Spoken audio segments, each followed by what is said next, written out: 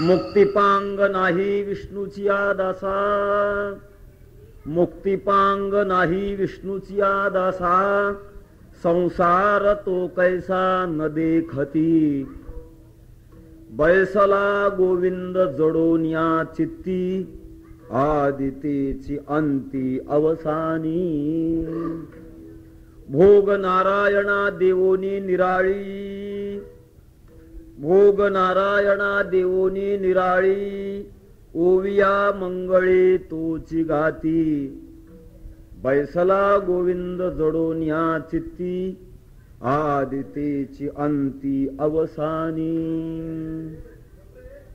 बळबुद्धी त्याची उपकारासाठी, बळबुद्धी त्याची उपकारासाठी, अमृतते पोटी साठविले, बैसला गोविंद जडोन या चित्ती, आदितेची अंती अवसानी, दयावंत तरी देवाच सारखी, दयावंत तरी देवाच सारखी, आपुली पारखी नोळखती, बैसला गोविंद जडोन या चित्ती, आदितेची अंती अवसानी, तुका म्हणे त्यांचा जीव तोची देव, तुका म्हणे त्यांचा जीव तोची देव, वैकुंठ तो ठाव वसती ते, बैसला गोविंद जडोन या चित्ती, आदितेची अंती अवसानी, गयांचे केल्या स्मरण होय सकळ विद्यांचे अधिकरण, तेची वंदो श्रीचरण श्री गुरूंचे, ते नमस्कारोनी आता काय माझी वाणी मानेल संतासी, अरंजो चित्तासी आपुलिया, माझी वाणी तुझे वर्णी गुणनाम, ऐसे दे प्रेम काही कळा विठ्ठल विठ्ठल.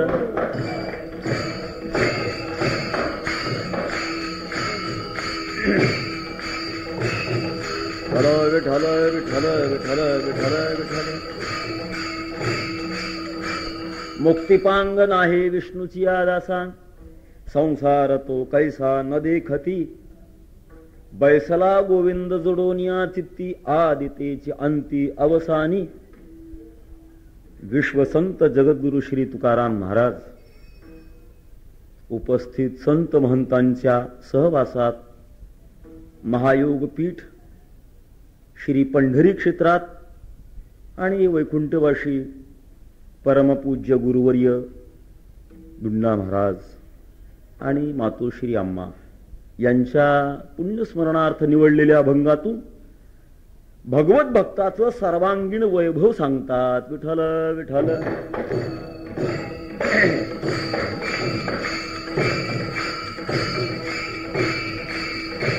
प्राप्त स्थळावरची जी सेवा आहे ती पुण्यस्मरणाच्या निमित्तानं चालत आलेली सर्वच भाविकांना कल्पना आहे.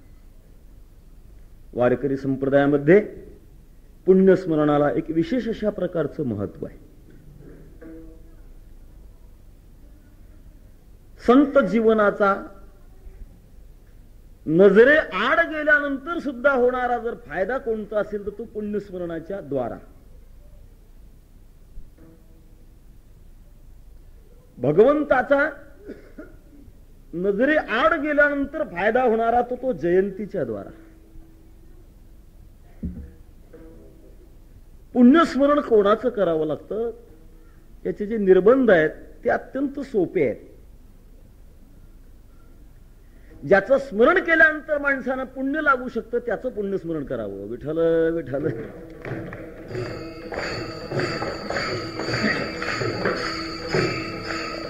काहीच्या स्मरणामध्ये पुण्याचा तर स्पर्शच नाही, अधिकात अधिक पापवृत्ती निर्माण होते. अशांचं पुण्यस्मरण करायचं कारणच नाही. फार मोठं एक वैभवयुक्त शिखरस्थ ज्ञानी समयसूचक साधुवृत्तीचं सदाचारी वृत्तीचं जीवन नजरी आड गेलेलं आहे. आणि या भारतीय संस्कृतीमध्ये भारतीय भक्तियुक्त आणि धर्मयुक्त जीवनाची जी अस्मिता आहे त्या अस्मितेचं जे काही वर्णन केलं जातं त्याचा प्रत्यक्ष परिचय ज्यांच्याद्वारे झाला त्यांची पुण्यतिथी आहे. दुसऱ्या शब्दामध्ये सांगता येईल सती आणि सत्पुरुष यांची पुण्यतिथी आहे, ज्यांची जगाला आवश्यकता आहे. तुलसीदास प्रभू म्हणतात, तीन सजावत देशको सती संत और शूर, तीन लजावत देशको कपटी कायर क्रूर. ज्यांची विश्वाच्या शांतीकरिता, विश्वाच्या अस्तित्वाकरिता, कल्याणाकरिता ज्यांची गरज आहे, अशांची ही पुण्यतिथी आहे. पुण्यस्मरणाकरता आपल्याजवळ कुठल्याही प्रकारचे शब्द नाहीत, आपलं भांडवल त्यांच्या सेवेकरता पुरू शकत नाही. ज्ञानोबाऱ्यांच्या भाषेत बोलायचं ठरलं, क्षीरसागरा परगुणे, क्षीराच्या समुद्राला जर पाहुणचार करायचा असेल तर त्याच्याच माध्यमातून जसा करावा लागतो, त्याचप्रमाणे संतांच्या पुण्यस्मरणाकरता त्यांच्याच शब्दातून सेवा करावी लागेल. आपल्याजवळ त्यांची सेवा करण्यासारखं असं काही स्वतंत्र अशा प्रकारचं भांडवल असू शकत नाही. चिंतनाकरता निवडलेला अभंग फार मोठा आहे, विस्तारानं मोठा आहे. अभंग करते मोठे आहेत, ज्यांचं पुण्यस्मरण आहे ते मोठे आहेत, फक्त चिंतन करणारा सर्वात छोटा आहे. विठ्ठल विठ्ठल.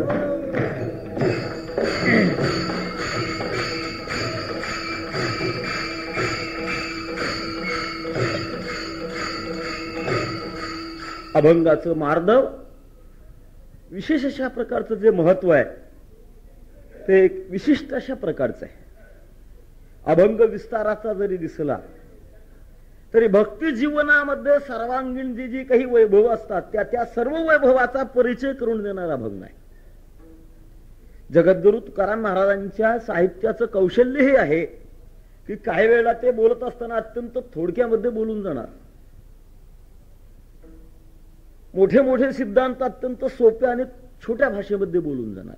ऐसा ज्याचा अनुभव विश्वदेव सत्यत्वे, किती सुंदरशा प्रकारचा सिद्धांत छोट्या भाषेमध्ये तुकाराम महाराजांनी मांडला. तर काही वेळेला काही चिंतन सांगत असताना विस्तारानं तुकाराम महाराज सांगतात. आज आपण विस्तारानं भगवत भक्तांचं वैभव पाहणार आहोत. भगवत भक्त म्हणजे या मृत्यूलोकातला विशिष्ट वैभवशील सर्वोच्च अशा प्रकारचं जीवन असणारा हा विभाग आहे. जगामधल्या प्राण्यामध्ये जी काही विविधता आपल्याला आढळून येते, सर्वांमध्ये श्रेष्ठ कनिष्ठ भाव आहे. आणि तो श्रेष्ठ कनिष्ठ भाव सापेक्ष स्वरूपातला आहे. एकापेक्षा एक मोठा, एकापेक्षा एक मोठा असं जगातलं जे मोठेपण आहे ते मोठेपण छोटेपणाला घेऊन असलेलं मोठेपण आहे. संतांचं जे मोठेपण आहे ते मोठेपण छोटेपणाला घेऊन असलेलं नाही, म्हणून ते निरपेक्ष मोठेपण आहे.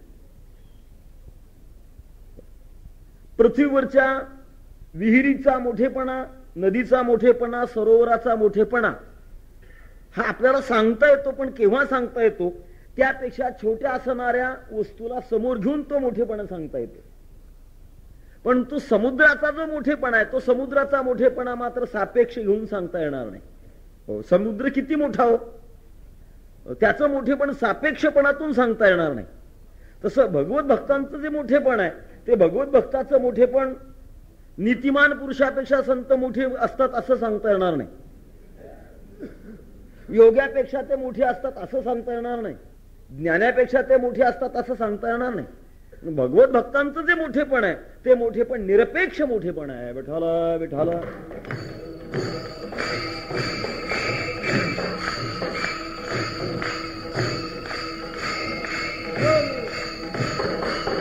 जगद्गुरु तुकाराम महाराजांच्या भाषेमध्ये बोलायचं ठरलं, भगवत भक्तासारखा भाग्यवान जगात कोणी नाही. तयाहुनी कोणी नाही भाग्यवंत, अखंड सांगात विठोबाचा.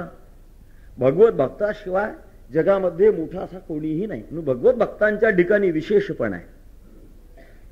माणसाला जीवन जगत असताना विशेष गोष्टीकडे माणसाचं मन ओढत असतं.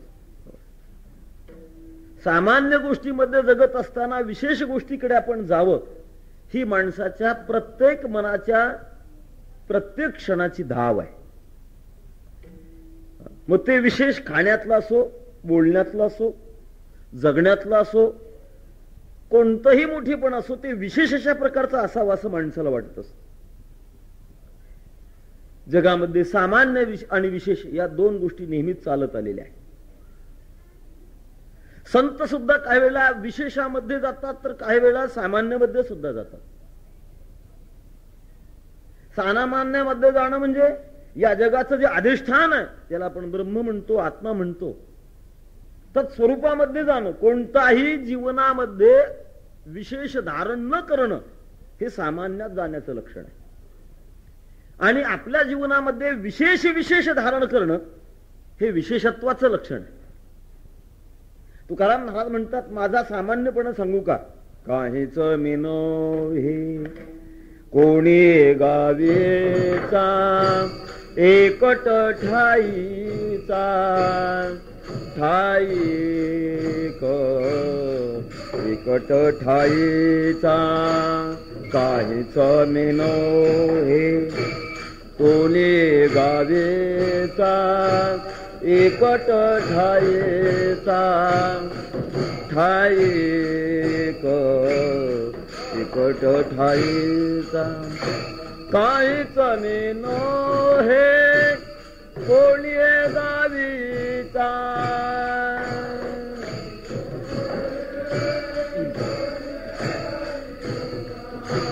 काहीच मी नव्हे कोणी गावीचा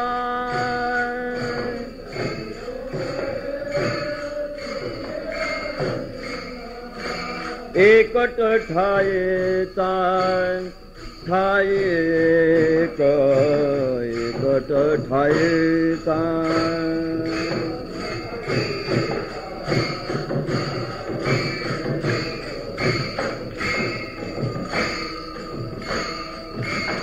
हे सामान्यामध्ये जाणं आहे. कोणताही आपल्या जीवनामध्ये धर्म धारण न करणं, कोणताही अभिमान न धारण करणं, जगतातीत बनणं, हा सामान्यपणा आहे. हा सामान्यपणा काही वेळा तो विशेष ठरतो. अज्ञानी माणसाच्या दृष्टिकोनातून, योगाच्या दृष्टिकोनातून ज्ञानी माणसाचा जो सामान्यपणा आहे तो विशेष ठरतो. परंतु भक्तीच्या दृष्टिकोनातून हा सामान्यपणा मात्र विशेष ठरत नाही. त्याच्याकरता भक्ती हा विशेष ठरतो. जे भगवान परमात्म्याचं तत्व आहे, स्वरूप आहे, आपण असं सांगतो की त्याच्या ठिकाणी कुठल्याही प्रकारचं विशेष नाहीच आहे. निर्विशेष अशा प्रकारचं ते भगवंताचं स्वरूप आहे. पण ते सामान्य स्वरूप सुद्धा विशेष बनतं. ते सुद्धा सामान्यपणामध्ये राहत नाही. आपण नळुबारांच्या गवळणी नेहमी ऐकतो, एक एकटाची असोनी एकला. तो एकटा असताना सुद्धा श्रुती सांगते ना, एकाकीन रमते सद्वितीय मैक्षत. त्याला एकटेपणानं करमे ना, म्हणजे सामान्यामध्ये राहून त्याला करमे ना, त्याला विशेष अशा प्रकारचं व्हावं लागलं. सामान्य आणि विशेष अशा प्रकारचे जे दोन भाव आहेत ते दोन भाव जगामध्ये नेहमी आहेत. संसारातलं थोडस वेगळं आहे. संसारामध्ये जी गोष्ट आपल्याला मिळत नाही ती गोष्ट विशेष वाटते, आणि एकदा का ती मिळाली की मिळाल्यानंतर ती सामान्य वाटते. म्हणून संसारामध्ये बदल आहे. प्रत्येक व्यवहारामध्ये माणसाला जो बदल असावा असं वाटतो, तो का वाटतो त्याचं महत्वाचं रहस्य हे आहे की वस्तू मिळेपर्यंत त्याचं महत्व, मिळाली की त्याचं महत्व संपलं. विठ्ठल विठ्ठल.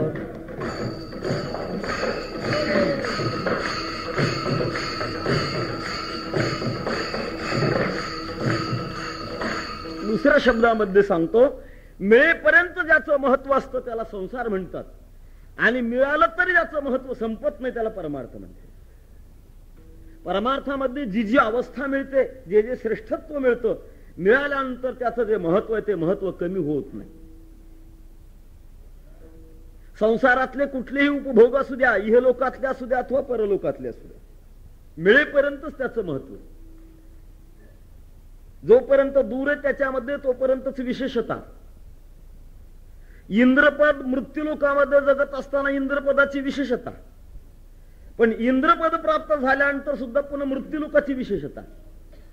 आपल्याला कल्पना आहे इंद्रांचा इतिहास काय झालाय.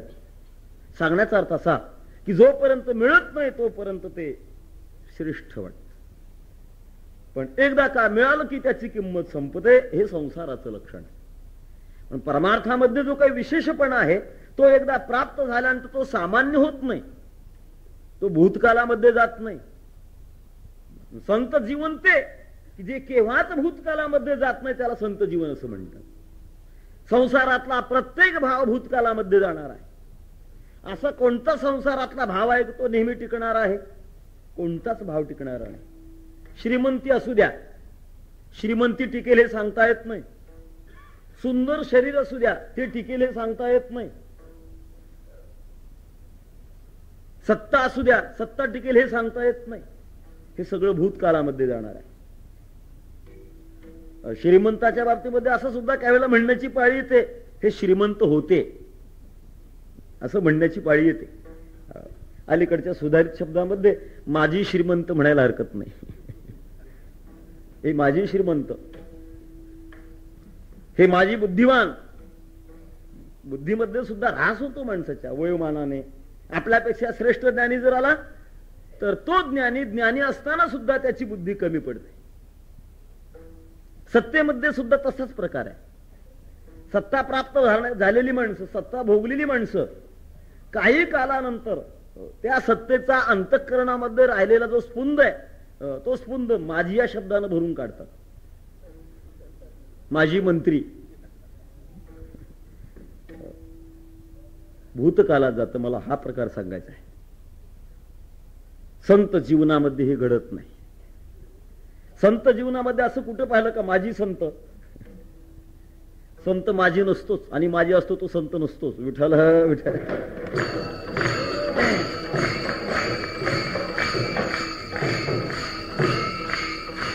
कदाचित दुर्दैवानं कुसंगतीमध्ये साधक अवस्थेमध्ये भ्रष्ट होण्याची शक्यता असू शकेल.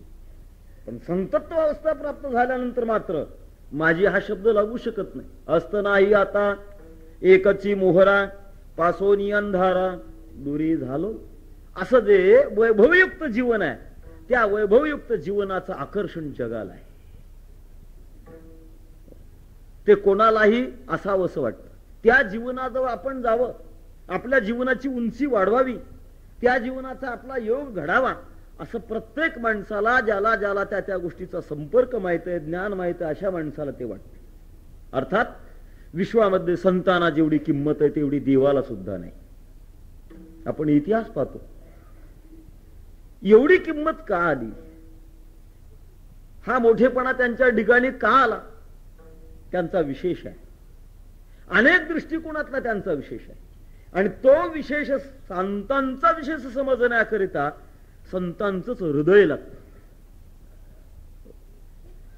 संतांच्या विचारांना युक्त असणाऱ्या बुद्धीनं संत समजतील हे सांगता येत नाही. मात्र संतांचं हृदय असणाऱ्यांना संत समजत असतात. विठ्ठल विठ्ठल.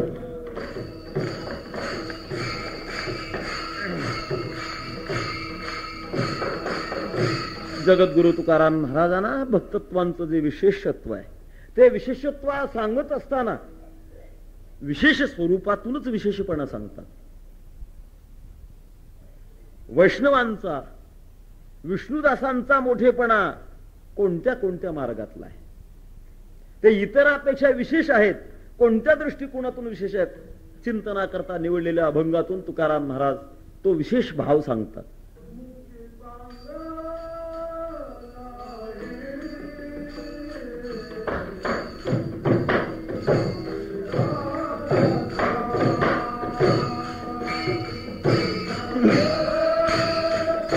नाही विष्णुची दासा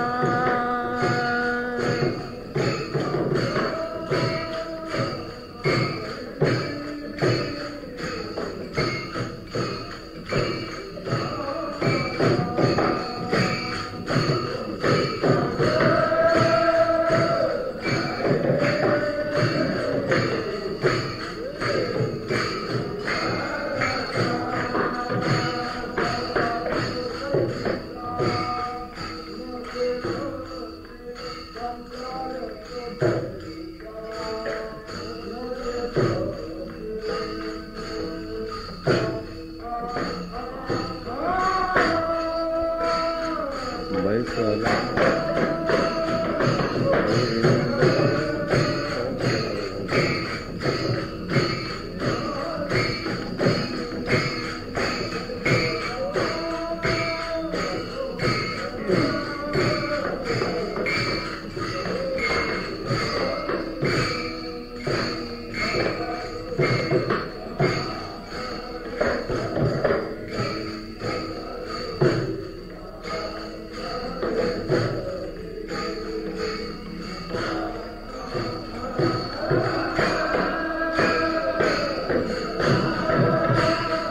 गोविंद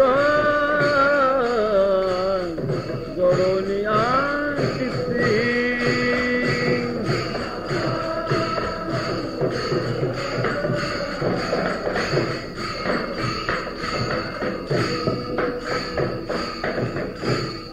सर्व प्राणी मात्राचा असणारा ध्येय ज्याला मुक्ती म्हणतात, मुक्त दशा. प्रत्येक प्राणी मात्राच्या जीवनामध्ये मुक्तता जीवन हीच प्रेरणा आहे. आपण मोकळ व्हावं. मुक्तीची प्रेरणा असणं वेगळं, मुक्तीच्या मार्गाला जाणं वेगळं आणि मोकार जीवन जगणं वेगळं. मोकारपणा वेगळा आणि मुक्ती करता जीवन जगणं वेगळं. पण जीवनाची अशी सहज प्रेरणा आहे की आपल्याला कोणाचंच बंधन नको. ही माणसाची प्रेरणा सिद्ध होण्याकरता बंधनाशिवाय मनुष्य बंधनाच्या अतीत जाऊ शकत नाही. माणसाला धर्माचं बंधन हवंय, नीतीचं बंधन हवंय, व्यवहाराचं बंधन हवंय. बंधनाशिवाय मनुष्य बंधनाच्या अतीत जाऊ शकत नाही. मुक्तता हे प्रत्येक मानवी जीवनाचं सर्वश्रेष्ठ साध्य आहे. काही ना ते कळून असेल, काही ना ते कळून नसेल. पण आपण ज्या मार्गाने जगतो, संसारी माणसं जो संसार करतात, व्यसनी माणसं व्यसनाचा जो अंगीकार करतात, तो याच्याच करता करतात मुक्तते करतात, मोकळं होण्याकरता, जगापासून दूर जाण्याकरता. प्रत्येक आपल्या जीवनातली जी क्रिया आहे ती क्रिया बंधनाच्या बाहेर जाण्याकरता आहे. झोप घेणारी माणसं कशा करता प्रयत्न करतात? जगाच्या बंधनातून बाजूला जाण्याकरता. व्यसनी माणसं व्यसनाचा अंगीकार करतात, कशा करता करतात? जगाच्या बंधनातून दूर जाण्याकरता. वैकुंठवासी गुरु दुंडा महाराज म्हणत असत, त्यांचं ध्येय वाईट नाही, पण साधन चुकीचं आहे. चोराचं साध्य चुकीचं आहे का साधन चुकीचं आहे? साधन चुकीचं आहे, साध्य चुकीचं नाही. चोर ज्या पैशाची चोरी करतो तो पैसा कोणाला नको आहे? प्रत्येकाच्या जीवनामध्ये पैशाची गरज आहे. फक्त चुकीच्या मार्गाने तो जातो म्हणून तो दोष आहे. सांगण्याचा इत्यर्थ असा की मुक्तीची जी अभिलाषा आहे ती अभिलाषा प्रत्येकाच्या जीवनामध्ये आहे. तिच्या स्वरूपाच्या विषयामध्ये मात्र प्रत्येकाच्या भावना भिन्न भिन्न आहेत. कोण कशाला मुक्ती म्हणेल, कोण कशाला मुक्ती मिळेल हा प्रश्न भिन्न आहे. व्यवहाराच्या दृष्टिकोनातून मुक्ततेची समजूत भिन्न भिन्न आहे. विचारवंत दर्शनकारांच्या दृष्टिकोनातून मुक्ततेची समजूत भिन्न भिन्न आहे. षडदर्शनकारांची मुक्तीची प्रत्येकाची व्याख्या भिन्न भिन्न आहे. सांसारिक जीवन जगणाऱ्या अति पामराची मुक्तीची व्याख्या जीवतोची देव, भोजनते भक्ती, मरणते मुक्ती पाखांड्याचे.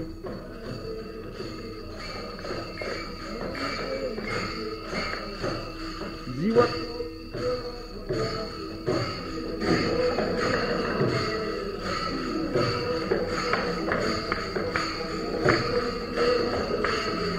मरणते मुक्ती पाखांड्याची.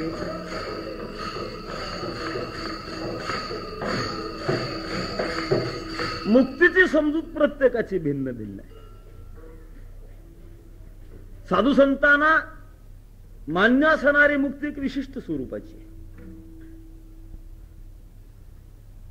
त्या मुक्तीची व्याख्या, त्या जीवनाची व्याख्या करत असताना तुकाराम महाराज मुक्तता म्हणजे काय?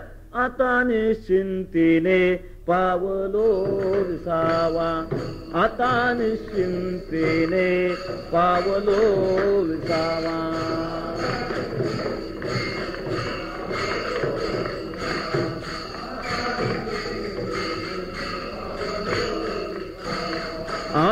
निश्चिंतेने पावलो विसावा, आता निश्चिंतेने पावलो विसावा.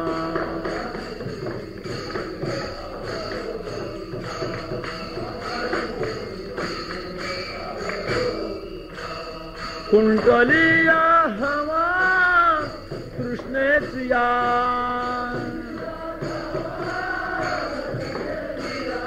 कुंडलिया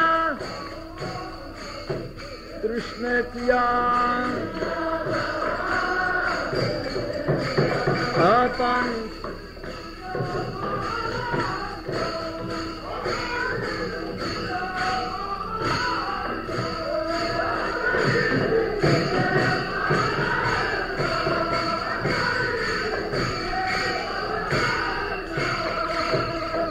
मुक्तीची ही व्याख्या आहे. विसावा प्राप्त होणं आणि धावा संपणं अत्यंत सोपी अशा प्रकारची व्याख्या आहे. ही प्रत्येकाच्या जीवनामध्ये अपेक्षित आहे. कर्मयोगाच्या जीवनामध्ये अपेक्षित आहे, ज्ञानयोगाच्या जीवनामध्ये अपेक्षित आहे, योग्यांच्या जीवनामध्ये अपेक्षित आहे, संसारिक जीवन जगणाऱ्या माणसाच्या जीवनामध्ये सुद्धा ही अपेक्षित आहे. फक्त तिचं विश्लेषण ज्याला म्हणतात, ठराविक स्वरूपाचं विश्लेषण सामान्य माणसाच्या जीवनामध्ये नसल्यामुळे चुकीच्या मार्गाने जातात. प्रत्येकाला मुक्ती हवी आहे, मुक्ती हवी आहे. आणि मुक्ती करता स्वतंत्र प्रयत्न करणारा या जगामध्ये बहुसंख्य वर्ग. विष्णूंच्या दासांचा हा विशेष आहे. विष्णुदास मुक्ती करता प्रयत्न करत नाही, हा त्यांचा विशेष आहे. हा विशेषातला विशेष आहे. सर्वसामान्य जग ज्या मुक्ती करता जगत, त्या मुक्ती करता बंदिस्त अवस्था विष्णूच्या दासाला नाही आहे. हे सहज त्यांचं विशेष जीवन आहे. असं का घडावं याचं चिंतन आपल्याला पाहायचं आहे. विष्णूच्या दासाला मुक्तीच्या बाबतीमध्ये पंगिस्थता नाही, काळजी करायचं कारण नाही. एक टोक मुक्तीचं आहे तर दुसरं टोक संसारिक बंधनाचं आहे. भगवत भक्ताचा हा विशेष आहे की दोन्ही टोकाच्या अतीत अशा प्रकारचं त्यांचं जीवन आहे. मुक्ततेच्या बाबतीमध्ये धडपड करण्याचं कारण नाही आणि संसाराच्या बाबतीमध्ये संसारिकपणाही नाही. संसार तो कैसा न देखते,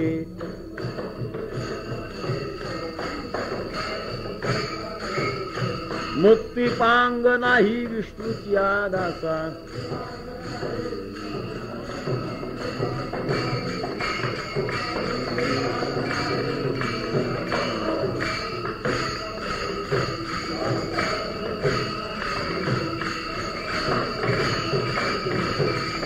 एकीकडे संसाराचा अनुभव नाही, संसाराचं बंधन नाही, तर दुसरीकडे मुक्तीचा पांग नाही, पंगिस्थपणाही नाही, अशी एक स्वतंत्र दशा भगवत भक्तांची आहे.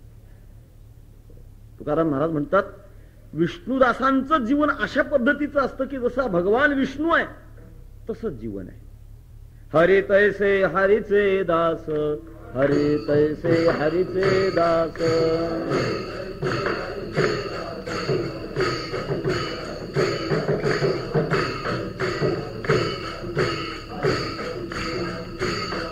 हरे तैसे हरीचे दास, नाही तया भय मोह चिंता आस, नाही तया भय मोह चिंता आस.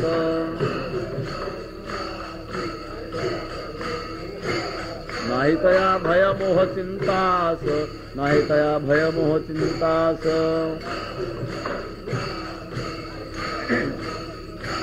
ओ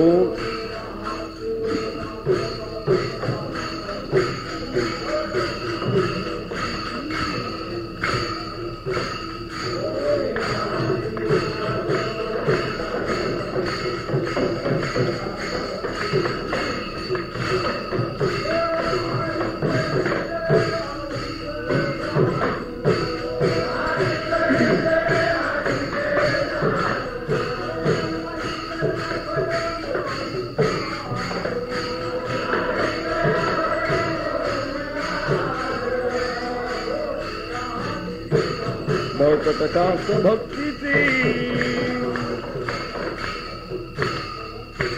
ओ निराती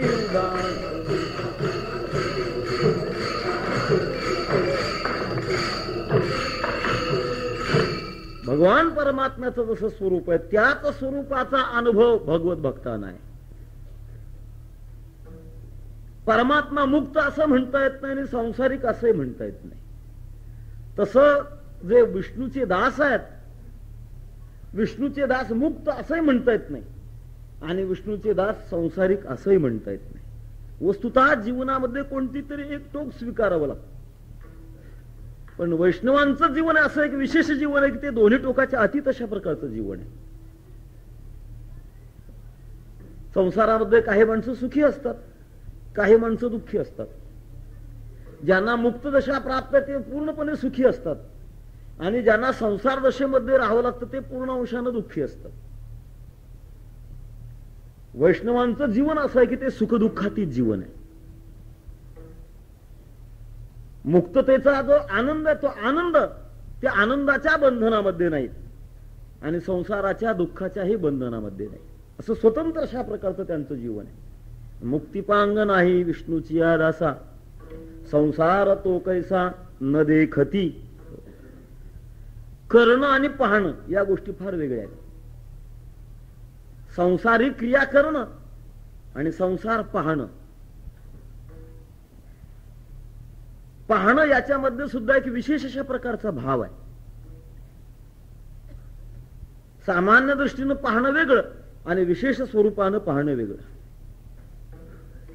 रस्त्यानं जात असताना बरीचशी माणसं त्यांच्यावरून आपली नजर फिरून जाते, पाहतो आपण त्यांना. पण अतिपरिचयाचा अतिस्नेहाचा मनुष्य पुढे समोर आल्यानंतर त्याच्याकडे जे पाहतो ते इतराकडे तशा पद्धतीनं पाहत नाही. पाहण्यामध्ये फरक आहे. भगवत भक्त संसार करतात पण करत असताना संसाराकडे पाहत नाही. त्याचा अर्थ असा की संसाराची जाणीव होत नाही.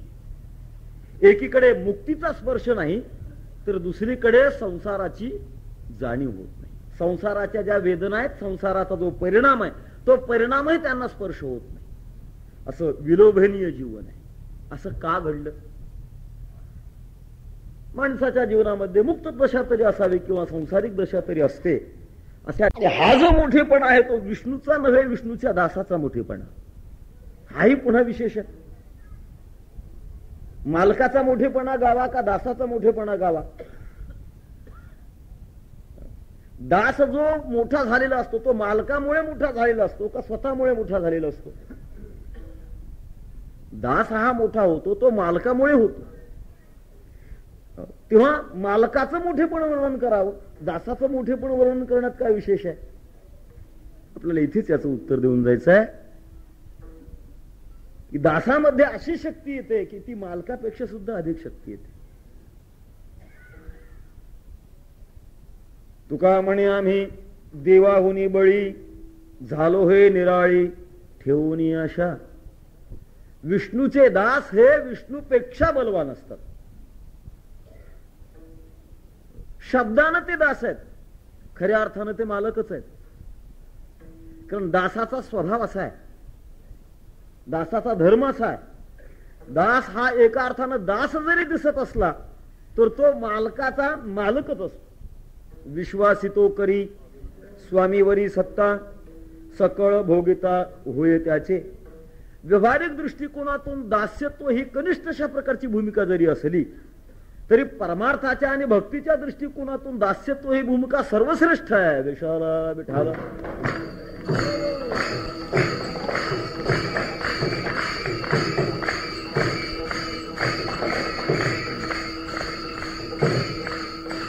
आजच्या या कालामध्ये माणसाला दास होणं हे आवडत नाही, मालक होणं आवडतं. मालक होणं आवडत असताना मात्र गंमत अशी की जीवनामध्ये कुठे ना कुठेतरी सेवाभाव असणं हे निश्चित गरजेचं आहे.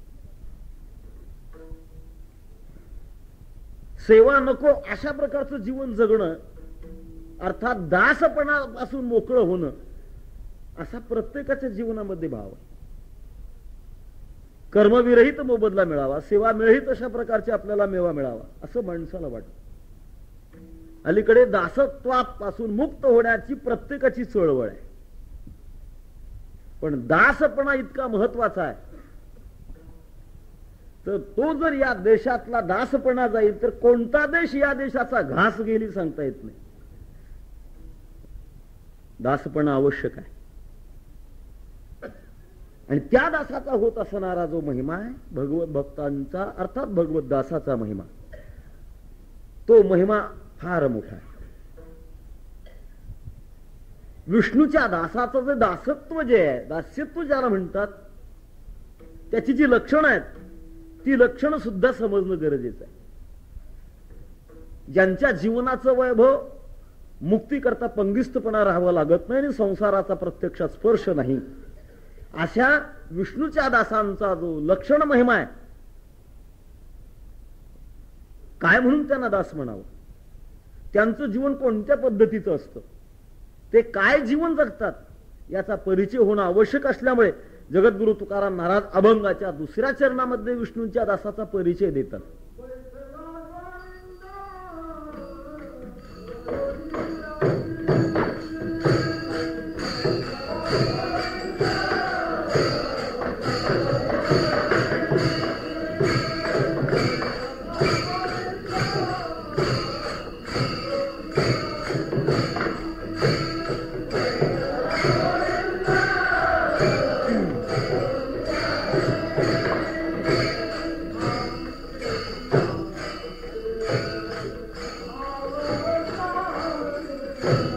आदितेची अंते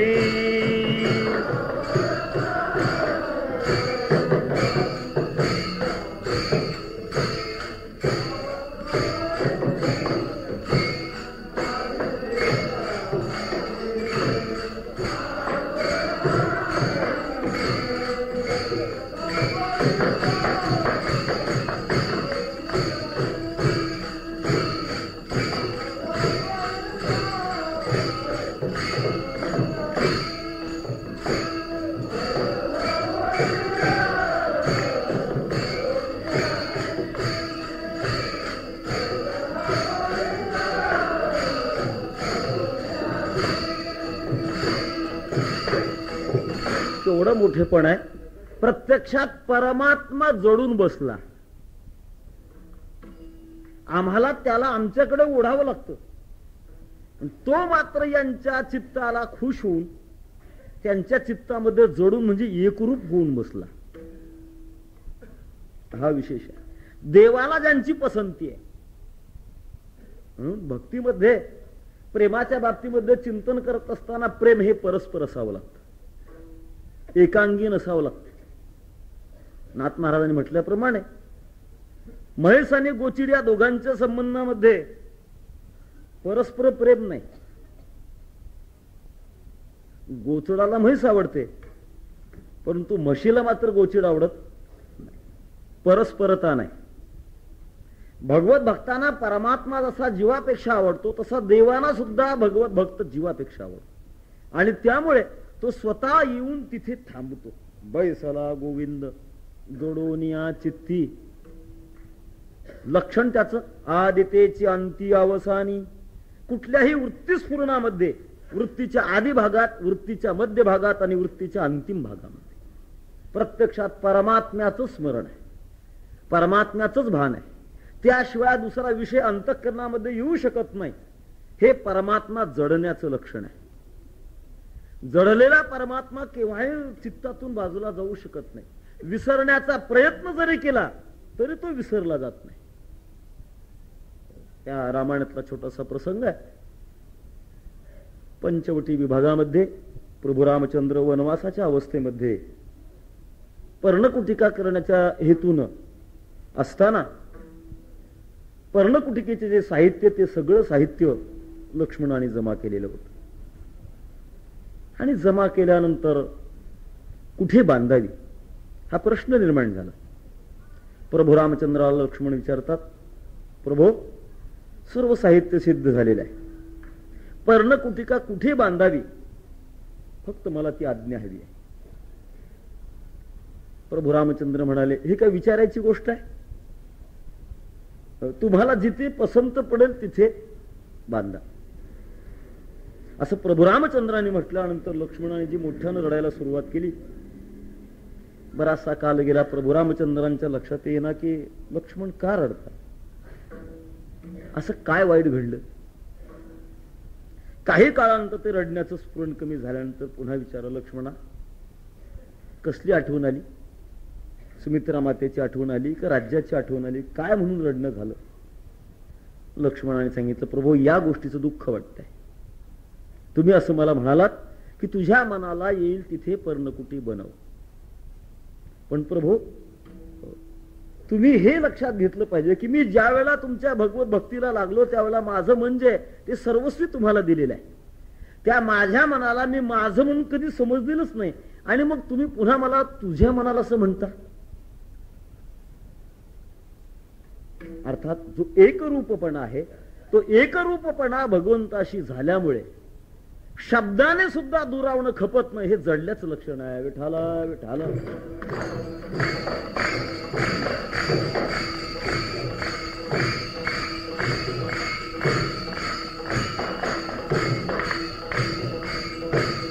वृत्तीचा जो अनेकविध भाव आहे, अनेकविध स्वरूपानं पांगणारी जी वृत्ती, ती वृत्ती परमात्म्याच्या चिंतनाशिवाय दुसरं कोणतंही मनामध्ये घेऊ शकत नाही.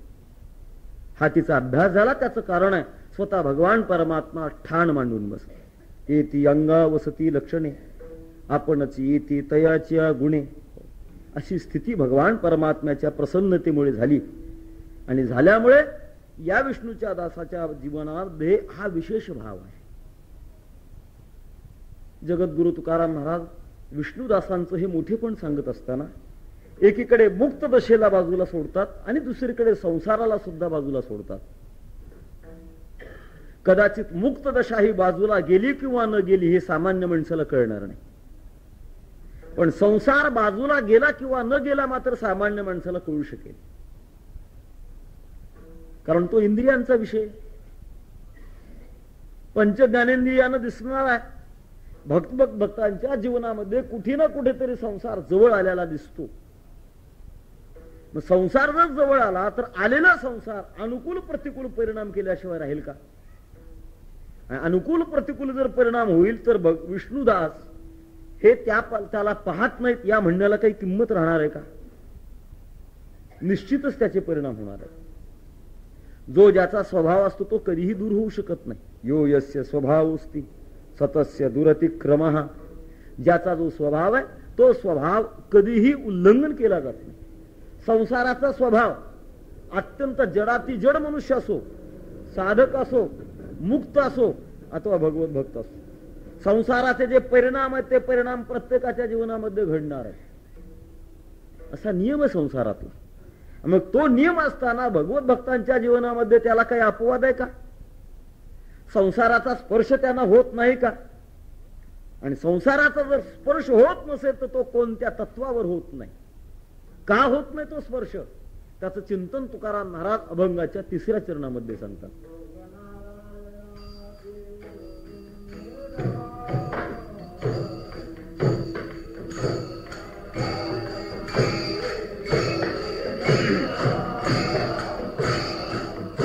भोग नारायणा देवने निराई,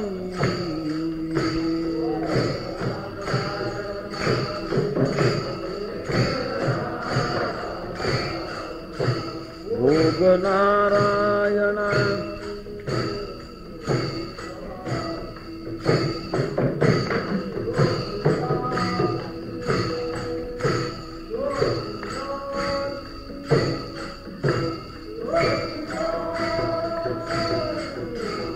ऐसला गोविंद जडोनिया चित्ती,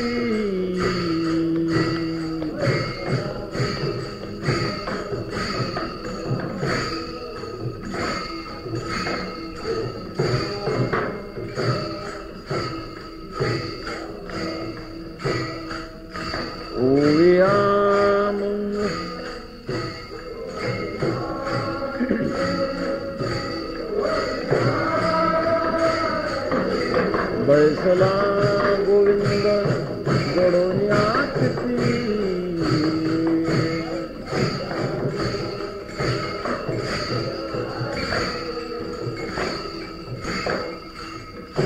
स्पर्श न होण्याचं लक्षण कारण तुकाराम महाराज तिसऱ्या चरणामध्ये सांगतात, भोग नारायणा दिवोनी निराळी ओविया मंगळी तोची गाती.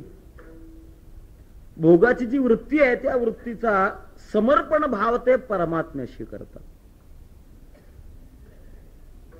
वृत्तीचा किंवा भोगाचा जो संबंध आहे तो संबंध आपल्या आत्मीयतेमध्ये आहे.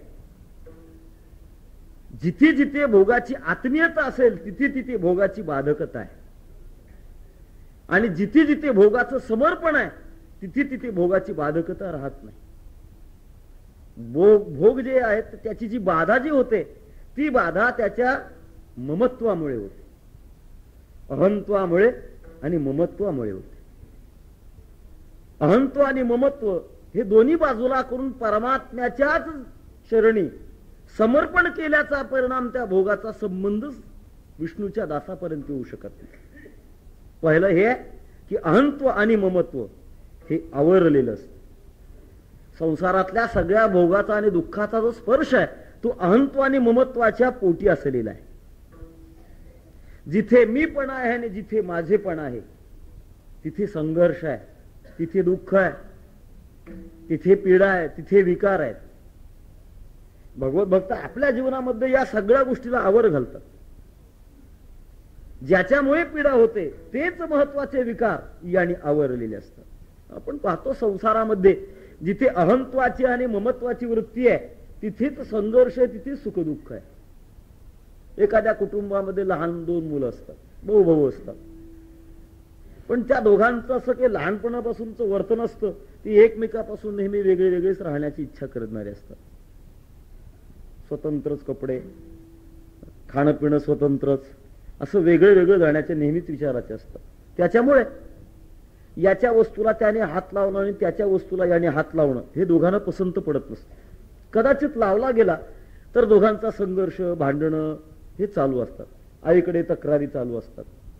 आई पहा त्याने माझी पाटी घेतली, तो म्हणतो आई पहा त्याने माझं पुस्तक घेतलं, अशा तक्रारी चालू असतात.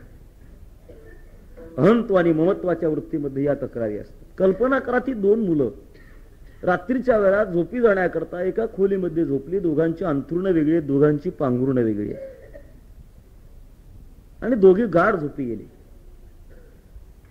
झोपेमध्ये काही क्रिया घडतात, कारण झोपेचे प्रकार अनेक असतात.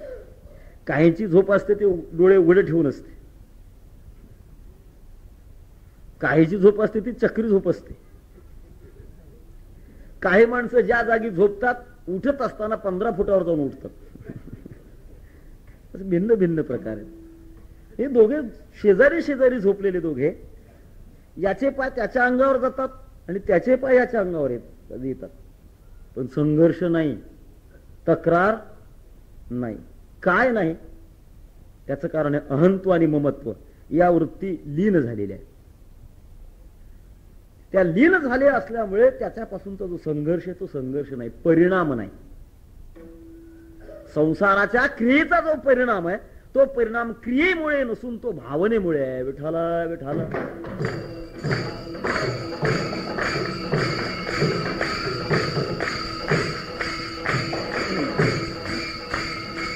विठाला विठाला विठाला.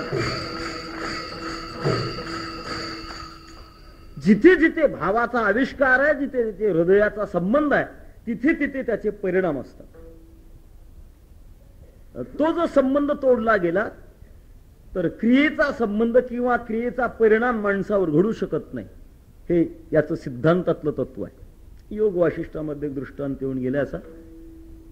एका राजाच्या राणीचं प्रेम एका ब्राह्मणावर जळलं गेलं आणि जळल्यानंतर ते अवैध अशा प्रकारचं प्रेम ते संपवण्याच्या दृष्टिकोनातून राजाने अनेक प्रयत्न केले. विषय दिलं म्हणतात, दोघांनाही त्याचा परिणाम व्हायला तयार नाही.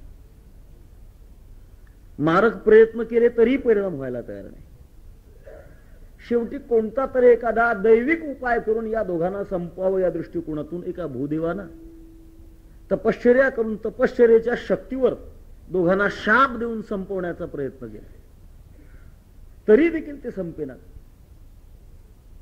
त्या राणीने सांगितले, पहा तुम्ही आपलं पुण्य विनाकारण खर्च केलं, कारण आमच्यावर त्याचा जो परिणाम होत नाही याचं कारण आहे आमचा जो भावाविष्कार आहे, आमचा जो संबंध, तो संबंध जगातला सुटलेला आहे. हृदयाचा जो संबंध तो जगातला सुटल्यानंतर जगातल्या परिणामाचे परिणाम माणसाच्या जीवनावर होत नाहीत. हेच तत्व आहे. तेव्हा या भगवत भक्ताने आपल्या जीवनामध्ये संसाराचा कुठलाही बाधक परिणाम होत नाही याच्याकरता काय तत्व अवलंबलं. महाराज म्हणतात, भोग नारायणा देवोनी निराळी. ज्या परमात्म्याने या विश्वाची रचना केली त्या परमात्म्याला संसारातल्या कुठल्याही क्रियेचा जो भाव आहे, क्रियेचा जो परिणाम आहे, तो परिणाम त्याला अर्पण करतात.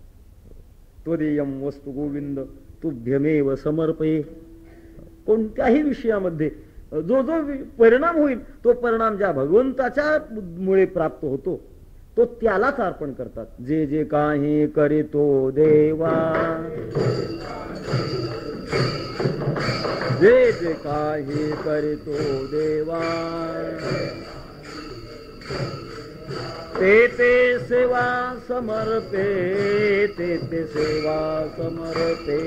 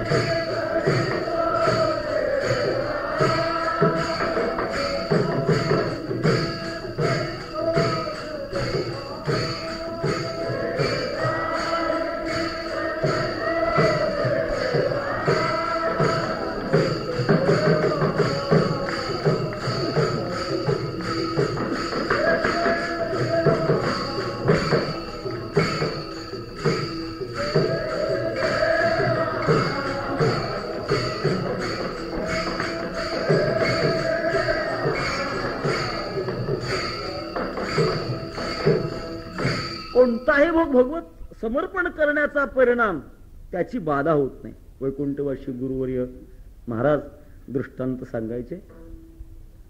पुष्कर तीर्थावर एकदा पर्वकाळ आला आणि त्या पर्वकाळामध्ये द्वारकेच्या भगवंताच्या सर्व राण्या आणि गोकुळातल्या गुरज स्त्रिया या सगळ्याच जमा झाल्या.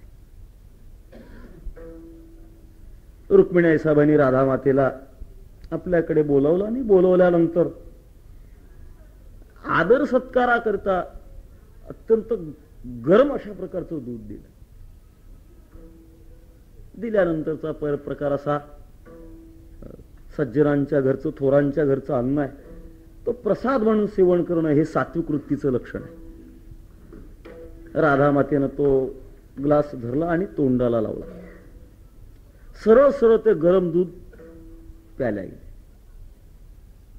रात्रीच्या प्रसंगाला ज्या वेळा रुक्मिणी साहेब भगवंताच्या चरणाचं संवाहन करू लागलंय तेव्हा त्यांच्या लक्षामध्ये आलं की आज भगवंताच्या पायाला मोठे मोठे फोड आलेले आहेत.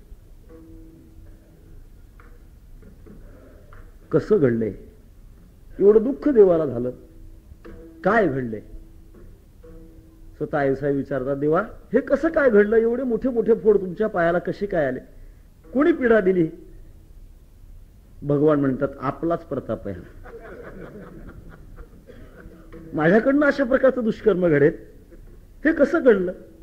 कारण म्हणाले, श्रीराधिकायाम हृदयारविंदे पादारविंदम विराजते मे अत्योष्ण दुग्धम प्रतिपान तोंघ्रा उच्छालकास्ते मम प्रोच्छलंती. राधेच्या अंतःकरणामध्ये माझी सतत अशा प्रकारचे चरण कमळ आहे आणि आपण गरम दिलेलं दूध राधेनं कुठल्याही प्रकारचा विचार न करताना तसंच पिल्यामुळे त्या दुधाचा स्पर्श माझ्या चरणाशी झाला आणि त्याच्यामुळे हे फोड आले. भोग नारायणा देवोनी निराळी. आपल्या अंतःकरणातल्या सर्व ज्या वृत्ती आहेत त्या सर्व वृत्ती त्या विधियुक्त असो अथवा कदाचित संस्कारवशात किंवा अपवादात्मक निषिद्ध असो, त्या सर्वच्या सर्व भगवान परमात्म्याला समर्पण करणं आणि त्याचा परिणाम त्यापासून अलिप्तता त्यांना लाभते. विठाला विठाला.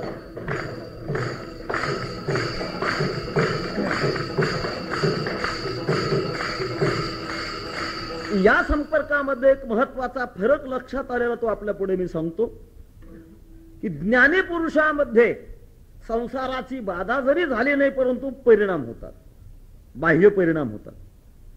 पण भक्त जीवनाचा हा विशेष आहे की भक्त जीवनामध्ये बाह्य परिणाम सुद्धा होत नाही. त्याचं कारण आहे भगवान परमात्म्याला समर्पण केलेला भाव. पाश्चात्य देशातला सॉक्रेटिस नावाचा तत्ववेत्ता आपण ऐकतो, त्याचा इतिहास ऐकतो, ज्याला काही कारणास्तव अत्यंत जहर विष पाजवण्यात आलं.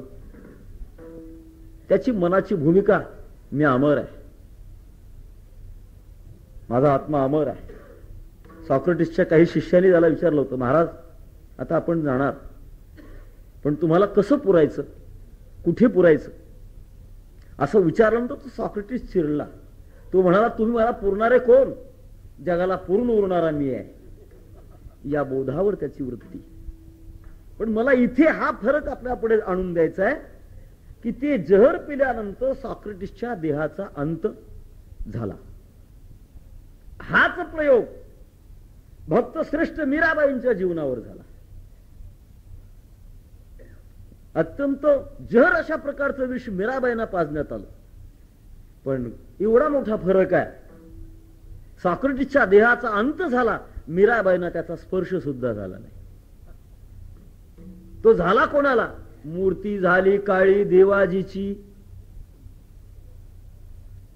मीराबाईंनी ज्या समर्पण भावनेनं ते विष प्याल्या, ज्या भगवंताला अर्पण केलं, जी उपास्य मूर्ती मीराबाईंची जी पहिली पांढऱ्या रंगाची होती, हे विषप्राशन केल्यानंतर ती मूर्ती काळी झाली. भोग नारायणा देवोनी निराळी, वेगळे राहतात, अलिप्त राहतात. हा भगवत भक्तांचा श्रेष्ठपणा आहे. आणि अशा वृत्तीमध्ये मात्र समर्पण भाव भगवंताशी जरी असला तरी त्याला ते विसरत नाहीत. ओविया मंगळी तोची गाती, ज्याला अर्पण केलेलं आहे त्याचंच गायन करतात. आणि गायन करत असताना त्याची जी मंगल अशा प्रकारची नाम आहेत, सकळ मंगळ निधी, सकळ मंगळ निधी,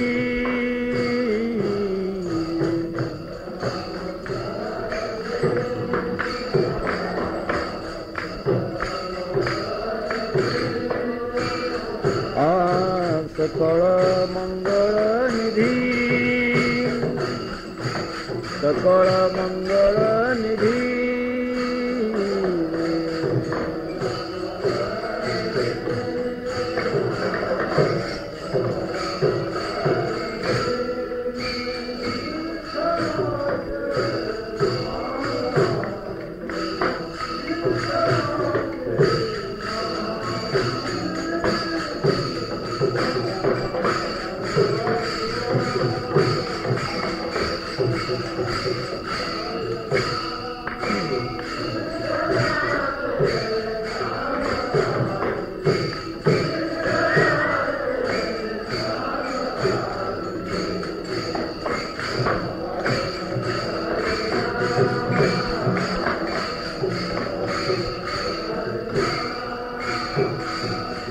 भगवंताच्या मंगल नामाचा उच्चार नेहमी करतात. तोची गाती या म्हणण्यामध्ये त्याचे त्याचे जे काही नाम छंद आहेत आणि तद्रूपता एक रूपता या सर्वांनी भगवान परमात्म्याचंच ते गायन करतात. असा त्यांच्या हृदयाचा भाव आहे. बैसोला गोविंद जोडून या चित्ती, आदितीची अंती अवसानी. असं भगवत भक्तांचं जगद विलक्षण अशा प्रकारचं श्रेष्ठत्व तुकाराम महाराजांनी सांगितल्यानंतर जगामध्ये मोठा तो असतो की ज्यांचा उपयोग सर्वांना होतो. तो प्रकाशक वस्तूमध्ये सूर्य का मोठा, त्याचं कारण आहे सर्व जगाला उपयोग त्याचा होतो म्हणून. दिवा छोटा, तो 10, 5, 100, 200 मंडळींना तो पुरेल. पण ज्ञानोबराने म्हटल्याप्रमाणे भुवन दिवा ज्याला म्हणतात तो सर्वात मोठा का, त्याचं कारण जगाला त्याचा उपयोग. बिंब तरी बचकेचे वडे, परी प्रकाशासी त्रिभुवन थोकडे. भगवत भक्तांच्या स्वतःच्या जीवनाच्या दृष्टिकोनातून स्वनामधन्य मोठेपणा मोठे असेल, पण तो इतरांच्या करता काही उपयोगाचा आहे का. जे अज्ञानी आहेत, जे जड आहेत, जे मूढ आहेत, त्यांच्याकरता त्यांचा काही उपयोग होतो का? तुकाराम महाराज म्हणतात, त्यांच्याजवळ जी काही बुद्धी आहे आणि त्यांचं जे काही बळ आहे, या सर्व बळाचा आणि बुद्धीचा जो परिणाम आहे तो जगाच्या करिताच आहे, हे अभंगाच्या 4थ्या चरणात महाराज सांगतात.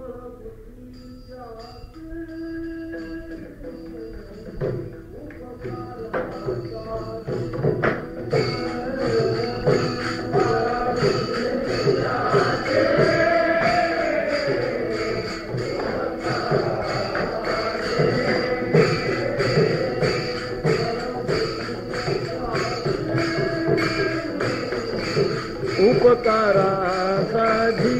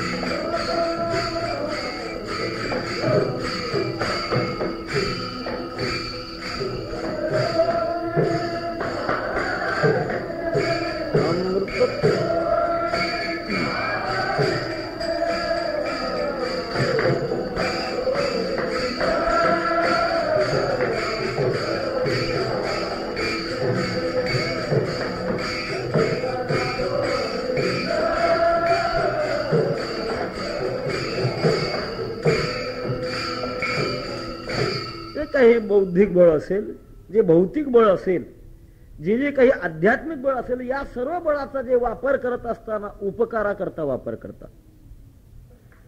अवतार तुम्हा धराया कारण उद्धराया जन जडजीव. नवे नवे अशा श्रेष्ठ उंचीच्या विष्णुदासांचं या लोकांमध्ये येणं जे असतं ते उपकारा करत असत. उपकार त्याला म्हणतात की ज्याच्यावर करायचं आहे त्याला सुद्धा त्याची अपेक्षा आहे किंवा नाही, मात्र त्याची ही गरज आहे त्याला जाणून देणं. नारदानी वाल्या कुळावर मोठा उपकार केला. वाल्या कुळाला आपण वाल्मिक ऋषी बनावं, भगवत भक्ती करावी, त्याची आपल्याला गरज आहे. आपण जे काही करतो ते चुकीचं करतो किंवा नाही याची आपल्याला जाण आहे किंवा नाही, या कुठल्याच गोष्टी माहित नव्हत्या. कुठल्याही गोष्टीची अपेक्षा नव्हती. संतांचा हा विशेष आहे, विष्णुदासांचा हा विशेष आहे की सामान्य माणसाला त्याच्या जीवनातली गरज जाणून द्यायची आणि ती पूर्ण करण्याकरता आपली शक्ती खर्च करायची. विठ्ठल विठ्ठल.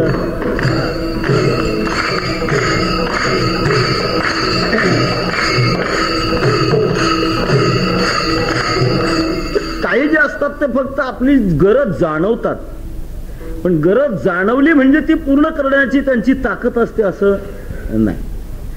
शास्त्राच्या दृष्टिकोनातून माणसाला परोक्ष ज्ञान झालं याचा अर्थ आपल्या जीवनातली गरज आपल्याला कळाली. पण याही पेक्षा त्याचा जो मूर्तिमंतपणा आहे, प्रत्यक्षात साक्षात प्रत्यय ज्याला म्हणतात, तो होण्याकरता संत कृपेची, संतांच्या शक्तीची गरज आहे. विष्णुदास ती आपल्या जीवनातली भूमिका निभवतात. बळबुद्धी त्यांची उपकारासाठी, आणि ज्यावर हे बळ वापरतात, कदाचित काही जी बळ आहेत ती बळ क्षीण होणारी आहे. भोगे रोग भयम कुले च्युती भयम, अनेक प्रकारच्या बळाचा विचार आहे. सगळी बळ आहेत ती क्षीण होणारी आहे. विष्णुदासांचं जे बळ आहे मात्र ते क्षीण होणार नाही. का होणार नाही त्याचं कारण आहे, क्षीण विरहित अवस्था प्राप्त होण्याकरता लागणारी शक्ती त्यांनी साठवलेली आहे. अमृत ते पोटी साठविले. परमात्म्याचं जे नामामृत आहे ते नामामृत सतत धारण केल्यामुळे बुद्धीचा क्षय होऊ शकत नाही, बळाचा क्षय होऊ शकत नाही, पुण्याचा क्षय होऊ शकत नाही. साधकाच्या उन्नती करता केलेली जी खर्च शक्ती आहे त्या शक्तीच्या द्वारे विष्णुदासांच्या जीवनातली शक्ती कमी होऊ शकत नाही. मात्र संसाराच्या दृष्टिकोनातून जर खर्च केली तर कमी होते. म्हणून जगद्गुरु तुकाराम महाराज सारखे संत संसारिक उपकार करण्याच्या छंदाला केव्हाच लागत नाही. कदाचित कोणी याचना केली तर सरळ सांगून मोकळ होतात. कर्म धर्म तुम्हा असावे कल्याण, घ्या माझे वचन आशीर्वाद. तुमचं जसं कर्म असेल, जसं धर्म तुम्ही केला असेल, त्याप्रमाणे तुम्हाला फलाची प्राप्ती व्हावी, हे माझं वचन आहे, हाच माझा आशीर्वाद आहे. किती चेंगटपणा हा. थोडाही आशीर्वाद द्यायला तयार नाही संसाराच्या दृष्टिकोनातून. त्याचा परिणाम ते क्षीण होणार आहे. आपल्याला फार मोठा इतिहास आपल्या वारकरी संप्रदायातला घडलेला आहे किंवा आता संत मंडळी सांगत आलेली आहेत. भांडास महाराज पंढरीची वारी करत असत. अत्यंत परखड अशा प्रकारच्या व्रतानं वारी करणं. पांडुरंगाच्या दर्शनाला आल्यानंतर भगवंताची मान खाली झुकलेली असायची. वारी करत असताना कोणाची मदत घ्यायची नाही, कोणाचं सहकार्य घ्यायचं नाही. कसा काय एक प्रसंग अशा प्रकारचा घडला. एका घरी त्यांना जाण्याचा प्रसंग आला आणि प्रसंग आल्यानंतर एखाद्याच्या घरी गेल्यानंतर त्याच्या सुखदुःखाशी काहीतरी माणसाला समरस व्हावंच लागतं. हा शिष्टाचार आहे. काय चाललंय तुमचं, बरं काय वाईट काय, कमीत कमी मनातून नसलं तरी बाहेरचं तरी विचारावं लागतं, कारण 2 तास थांबावं लागतं म्हणून. पंडास महाराजांच्या त्या सहचर्चेमध्ये त्या घर मालकिनीने सांगितलं की महाराज काय सांगावं, सगळं देवाने दिले, फक्त एक गोष्ट कमी आहे, मुलगाच नाही. आणि ज्यावेळेला अतिसहवासामध्ये मनुष्य भावावेशित होतो आणि त्याचा परिणाम हृदयाची भाषा खोलली जाते. बुद्धीच्या भाषेला जोपर्यंत माणसाचा संयम आहे तोपर्यंत आवर घातला जातो. पण एखाद्या वेळा मनुष्य भावविश्वामध्ये का गेला की त्याच्या हृदयाला आवर बसला जात नाही. भांडास महाराज भावावेशित झाले आणि सहज बोलून गेले, बाई त्याच्यात काय अवघड होईल. पंढरीला आले आणि आल्यानंतर भगवंताच्या दर्शनाला आल्यानंतर पाहता देवाचं स्वरूप थोडस नेहमीपेक्षा वेगळं दिसतंय.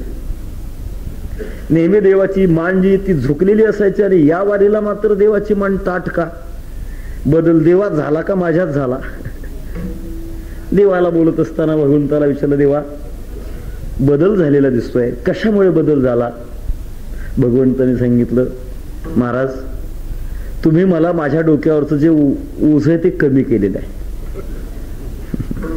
ज्या घरी आपण त्या बाईला मुलगा होईल असं म्हणाला, त्या बाईच्या आयुष्यामध्ये मुलगा नव्हता, पण तुमच्या बोलण्यामुळे तुमच्या पुण्याच्या द्वारे तिला होणार आणि तुमच्या सेवेचं जे माझ्या डोक्यावर ओझ होतं ते ओझ आता कमी झालंय.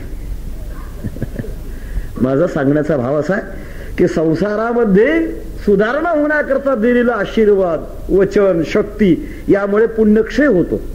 मात्र साधकाच्या जीवनामध्ये परमार्थाच्या उन्नती करता होण्याकरता मात्र ते खर्च होत नाही. विठाल विठाल.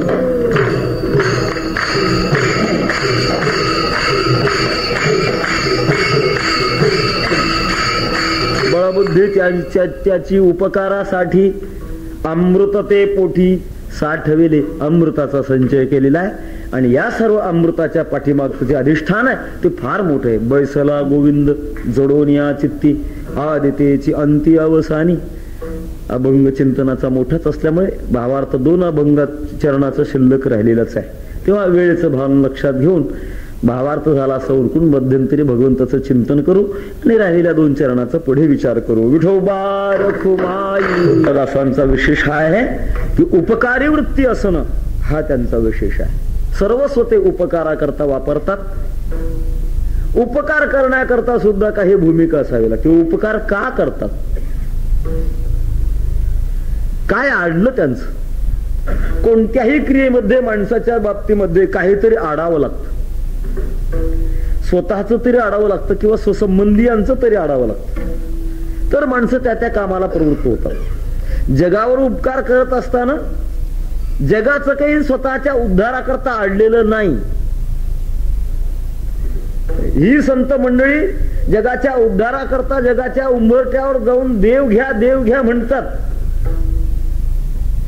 पण जग प्रत्युत्तर काय देतं, देव न लगे साठवणीचे रुंधले जागे. लोकांची ही प्रतिक्रिया होते. एवढा अमोल ठेवा हे द्यायला लागतात, जग घेत नाही.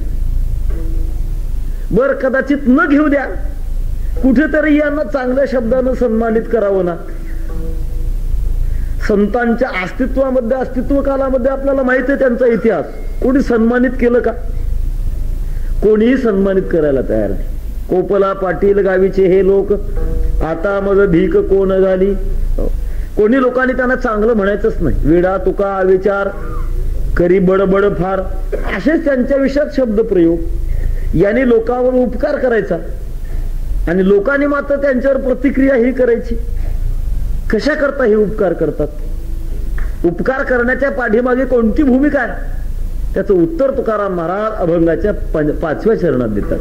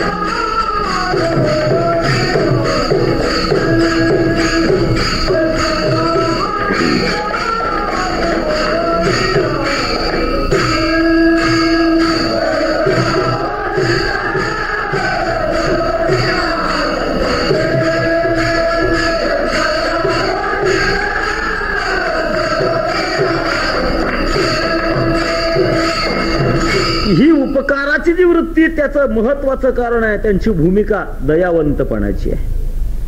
आणि तो दयावंतपणा नीतीच्या शास्त्राच्या दृष्टिकोनातला नाही, समाज सुधारणेच्या दृष्टिकोनातला नाही, धार्मिक दृष्टिकोनातला नाही. तर त्यांच्या दयेची जी उंची, ती उंची तुकाराम महाराज सांगतात देवाच्या उंची इतकी त्यांची उंची आहे.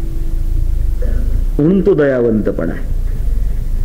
असं चिंतन महाराजांनी एका दुसऱ्या अभंगामध्ये केलेलं आहे. धन्य ते संसारी दयावंत जे अंतरी. फरक एवढाच आहे की त्या अभंगामध्ये उपकाराचं चिंतन पुढच्या चरणात आहे आणि या अभंगामध्ये उपकाराचं चिंतन अगोदरच्या चरणामध्ये. एवढाच थोडासा फरक आहे. अर्थात यांचा जो दयाळूपणा आहे तो नीतिशास्त्राच्या दृष्टिकोनातला दयाळूपणा नाही. कारण नीतिशास्त्र हे काही वेळा बदलतही असतं. नीती धर्मप्रसंगामुळे बदलत असते. खरं बोलणं हा धर्म आहे, खरं बोलणं ही नीती आहे. पण तो प्रसंगवशामध्ये तो सुद्धा बदलत असतो. खोटं माणसाने कधीच बोलू नये. पण काही प्रसंग असे असतात की त्यावेळेला खोटं बोलावं लागतं.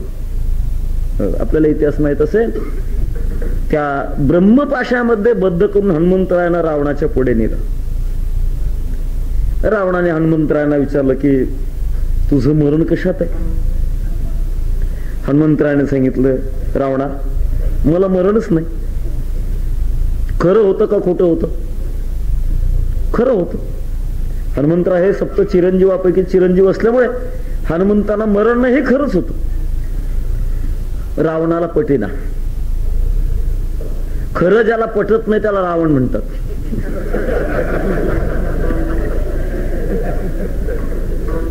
हनुमंतरायाने पुन्हा नीतीचं शास्त्र बदललं.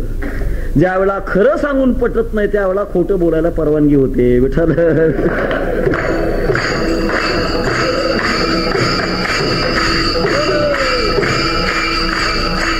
आणि मग नंतर हनुमंतरायाने सांगितलं, रावणा हे पटलं नाही का? मग माझं मरण सांगू का? माझं मरण माझ्या शेपटीत आहे.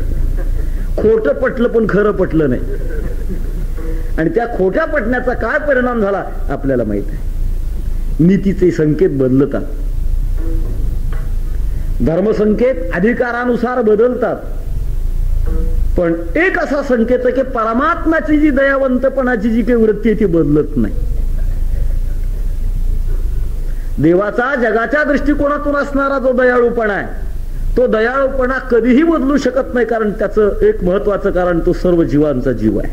समोहम सर्वभूतेषु न मे द्वेषोस्ति न प्रिय. समान अशा प्रकारच्या स्वरूपाचं त्याचं स्वरूप असल्यामुळे सर्वाशी दया करणं हे त्याचं जसं स्वरूप आहे. तुकाराम महाराज इतका दयाळूपणा जगामध्ये कुठेच नाही म्हणून त्याचं उदाहरण घेतात. देवाचं उदाहरण घ्यायचं कारण आहे इतका दयाळूपणा जगामध्ये कुठेही आढळला जात. जे जीवात्मे परमात्म्याचं चिंतन करत नाही परमात्मा त्यांच्यावर दया करतातच. देवाला मानत नाही त्याच्यावर देव दया करतोच. नवनवे देवाच्या विरोधामध्ये जे असतात त्याच्यावर सुद्धा भगवान दया करतातच. जीवाचं जे जीवन आहे ते जीवन देवाच्या दयेशिवाय चालू शकत नाही. एवढी त्याची अपार दया आहे. त्याची जशी दया आहे त्याचप्रमाणे विष्णुदासांची दया त्याच जातीची आहे. दयावंत तरी देवाची सारेखी आपले पारखी नोळखती. खरा दयाळूपणा तो आहे की ज्याच्यामध्ये आपपर भावच नाही. आपपर भाव का नाही? विष्णुदासांचं जीवन हे मर्यादित राहिलेलं नाही म्हणून नाही. विष्णुदासांचं जीवन जगची देह झाले म्हणून प्रिया प्रिय गेले. जगाच्या स्वरूपातूनच अशा प्रकारचं स्वतःच स्वरूप झालेलं असतं. जगदाकार झाली सत्ता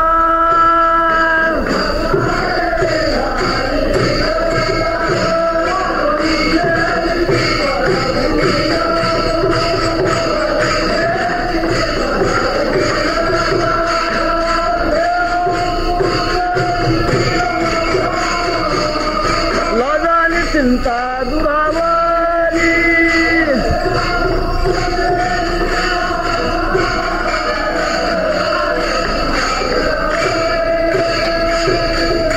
असं व्यापक जीवनच होण्याचा परिणाम आपपर भावच नाही. आणि हा आपपर भाव नसल्यामुळे त्यांची दया त्या पद्धतीची आहे. असं विष्णुदासांचा मोठेपणा आहे. तुकाराम महाराज हे सगळंच त्यातून त्यांचं मोठेपण सांगता. मग त्यांना देवच असं तुम्ही म्हणा ना. देवामध्ये आणि त्यांच्यामध्ये काही फरक आहे का? तुकाराम महाराज त्याचं चिंतन अभंगाच्या शेवटच्या चरणात सांगतात.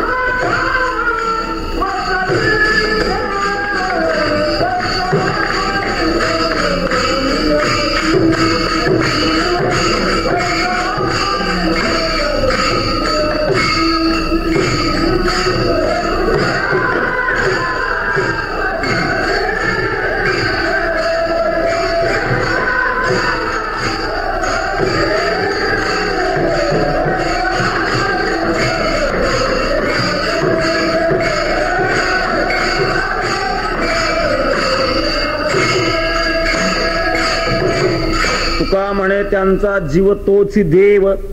त्यांचं जे वेगळेपण आहे ते वेगळेपण मूर्तिमंत देवाच्या स्वरूपातून आहे. त्यामध्ये भेद नाही. नाममात्र बाहेर भेद आहे. देवते संत देवते संत निमित्त त्या प्रतिमा. परमात्म्याच्या चिंतनाच्यामुळे त्यांच्या ठिकाणी अशी शक्ती आली की परमात्मा आणि संतांचं देवत्व जीवत्व हे भिन्न राहिलेलंच नाही. ते एक स्वरूप झालेलं आहे. आणि एक स्वरूप असलेल्या या संतांच्या बाबतीमध्ये विशेष असा आहे की विष्णू हा वैकुंठामध्ये राहतो. विष्णूंचा राहण्याचं वास्तव्य स्थान हे वैकुंठ आहे.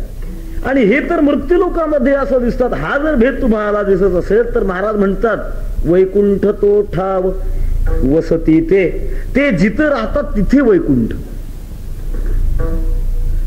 वैकुंठात हे राहत नाहीत. हे जिथे राहतात तिथे वैकुंठ. हे एक वेगळेपण आहे भक्त जीवनातलं. भक्तांना वैकुंठात जावं लागत नाही. जिथे जिथे भक्त असतात तिथे तिथे वैकुंठाची स्थिती येते. जय जय विठ्ठल, जय विठ्ठल, जय जय